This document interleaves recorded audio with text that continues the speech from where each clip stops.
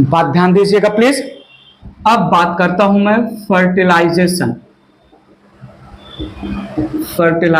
की।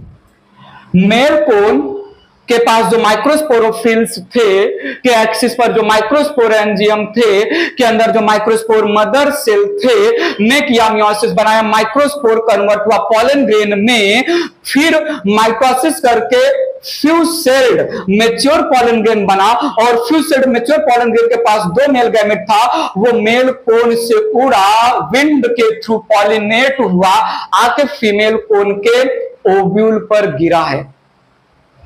यहां तक की बातें हमने कंप्लीट कर दिया।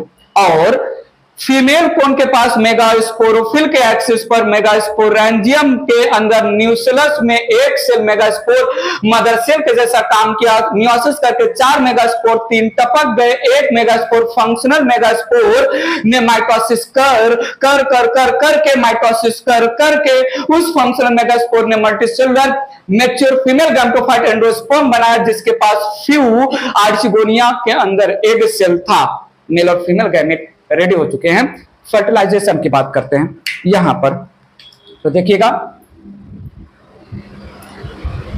इन gymnosperm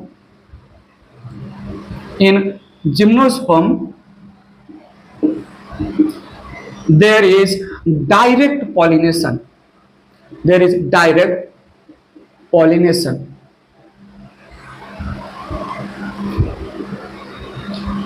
Mature pollen grain with 2 male gametes.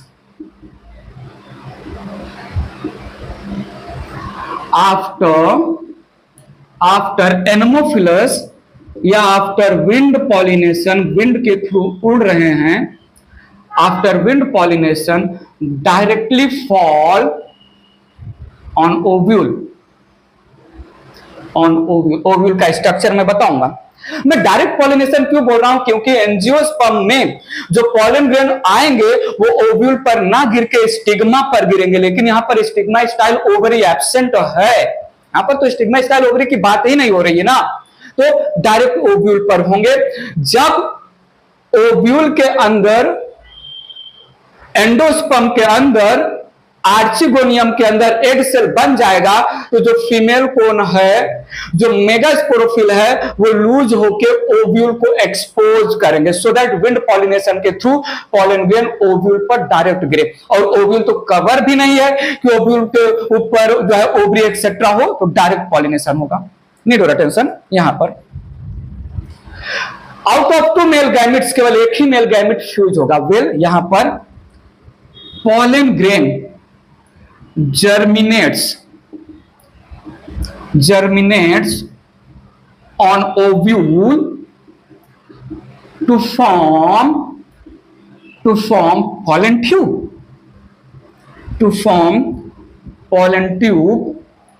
which brings male gametes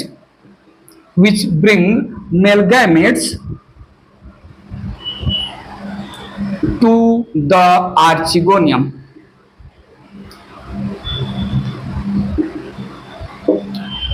ठीक है। मेल और फीमेल गैमेट के फ्यूजन में अब तक कौन हेल्प कर रहा था, बताओ। एल्गी, ब्रायोफाइटा, टेरिडोफाइटा में मेल गैमेट को फीमेल गैमेट तक पहुंचाने में कौन सपोर्ट कर रहा था, हेल्प कर रहा था? जल्दी से बताइए। वाटर। कौन? पानी। एक्टिव मूवमेंट, एक्टिव स्विमिंग कर रहा था। और हमने पानी में जब male gamete on the name of antherozoid वो मूव करके फीमेल गैमेट से फ्यूज कर रहा था, तो हमने टर्म क्या दिया था?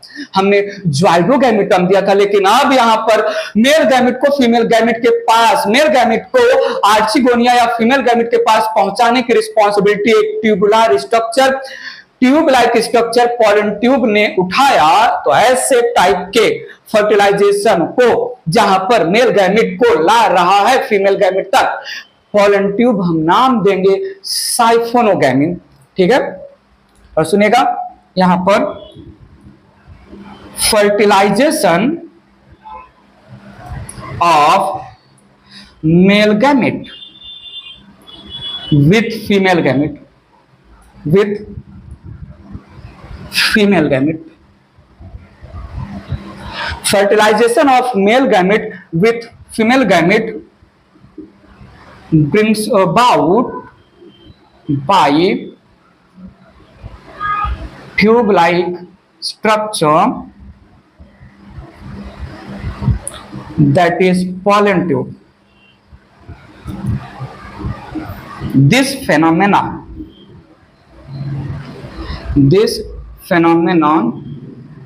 is called siphonogamy. Is called siphonogamy. साइफोनोगैमिया भी नाम देते हैं, साइफोनोगैमिया भी बुलाते हैं जिम्नोस्पर्म को एज वेल एज एंजियोस्पर्म को, ठीक है। और अच्छा, अगर साइफोनोगैमी में मेल गैमिट जो ट्यूब के थ्रू आ रहा है वो नॉन मोटाइल है तो केवल साइफोनोगैमी, लेकिन ट्यूब के थ्रू मेल गैमिट आ रहा है और मोटाइल भी है तो जुवाइडो और साइफोनोगैमी दोनों टर्म यूज करेंगे, ठीक है। तो सुनिएगा, इन लोअर जिम्नोस्पर्म,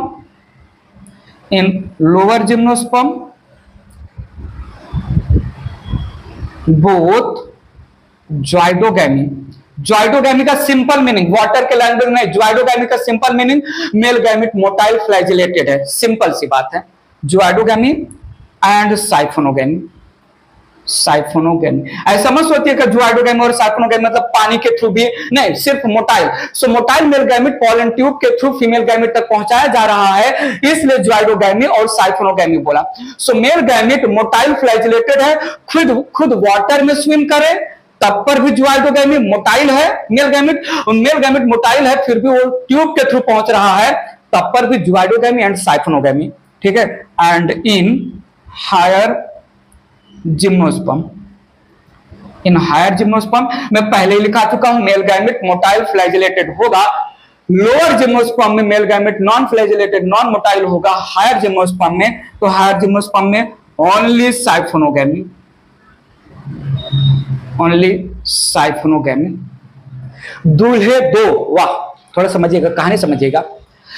जो मेच्योर मेल गैमेटोफाइट, जो मेच्योर पॉलन ट्यूब पॉलिनेशन के थ्रू आया, ओव्यूल पे गिरा, उस मेच्योर पॉलन ग्रेन में जो फ्यू सेल्स का पॉलन ग्रेन है उसके पास दो मेल गैमेट हैं, दो दूल्हे हैं, और इनसाइड द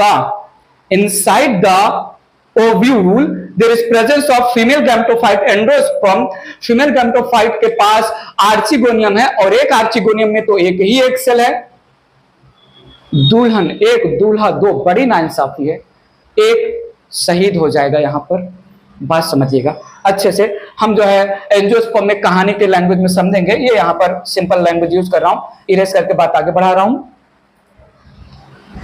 तो देखिएगा आगे की बात क्या बोल रहा हूं। Out of two male gametes one get fused with egg cell forming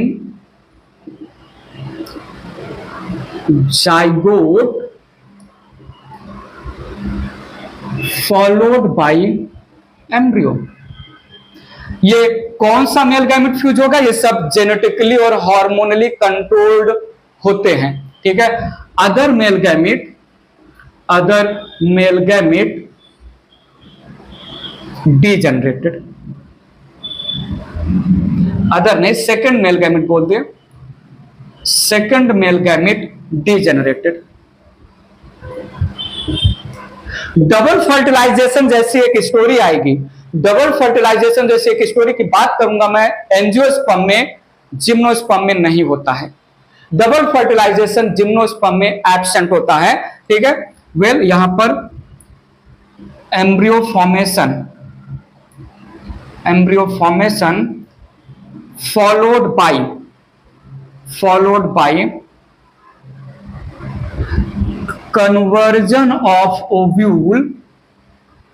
conversion of ovule into seed बन गया। सीड बनाने के लिए जो चाहिए, सीड बनाने के लिए क्या चाहिए? ओव्यूल के अंदर सीड बनाने के लिए मेगास्पोरेंजियम के पास एक तो होना चाहिए एंटेगुमेंट, और दूसरा मेगास्पोरेंजियम के अंदर ही डेवलप हो फीमेल गैमेटोफाइट। यहां पर भी तो ovule female gametophyte. Female gametophyte का नाम बताओ तो सही, जिम्नोस्पर्म में क्या नाम रखा मैच्योर्ड फीमेल गैमेटोफाइट का? एंडोस्पर्म। क्या जब ओव्यूल या मेगास्पोरेंजियम के अंदर मेगास्पोर बना तो क्या वो जमीन पे गिरा? नहीं, उसका डेवलपमेंट मेगास्पोरेंजियम के अंदर ही हो रहा है into multicellular female gametophyte endosperm. तो फीमेल गैमेटोफाइट भी कंप्लीटली डिपेंड है over the parent body, the parent structure that is ovule, तो कंप्लीट डिपेंडेंट है। तो sporophyte, not sporophyte, better to say development of female gametophyte inside the ovule, पहली बात। Fertilisation हुआ inside the ovule, दूसरी बात। Zygote और एम्ब्रियो रिटेन कर रहा है ओव्यूल, तीसरी बात। तो ओव्यूल मॉडिफाई हो जाएगा सीड में, चौथी बात समझिएगा। सीड बनता है मेगास्पोरेंजियम से। मेगास्पोरेंजियम सीड में तब बनेगा जब उसके पास एक स्पेशल एंटेगुमेंट हो, ठीक है। तो यहां पर ओव्यूल जो एंटेगुमेंटेड मेगास्पोरेंजियम भी बोला जा रहा है। तो ओव्यूल के पास एंटेगुमेंट है, पहली बात। ओव्यूल के अंदर मेगास्पोर बना, मेगास्पोर का डेवलपमेंट एंडोस्पर्म में हुआ, ओव्यूल के अंदर ही। एंडोस्पर्म के अंदर आर्चिगोनियम के अंदर egg cell, fertilization of male gamete हुआ ओव्यूल के अंदर ही। जाइगोट बना, कन्वर्ट हुआ एम्ब्रियो में, वो भी ओव्यूल के अंदर ही। तो यहां पर permanent retaining of female gametophyte and embryo perform कर पाया जिम्नोस्पर्म मेगास्पोरेंजियम या ओव्यूल के अंदर। वजह है ओव्यूल का सीड में कन्वर्ट हो जाना, ठीक है। Seed fall on the ground, germinate into new sporophyte, ठीक है। तो seed dispersed from parent body, fall on the ground in suitable condition, germinates to form new sporophyte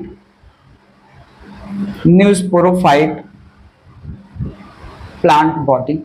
तो ये पूरा का पूरा मैंने लाइफ स्टोरी बताया। ये आज के लेक्चर में हमने जिम्नोस्पर्म के लाइफ में कैसे शुरुआत होगा और कैसे न्यू प्रोजेनी बनेगा, हमने रिप्रोडक्टिव ऑर्गन और उसमें गैमेट प्रोडक्शन सारा वर्बल थ्योरेटिकल बात कर लिया, सारा वर्बल और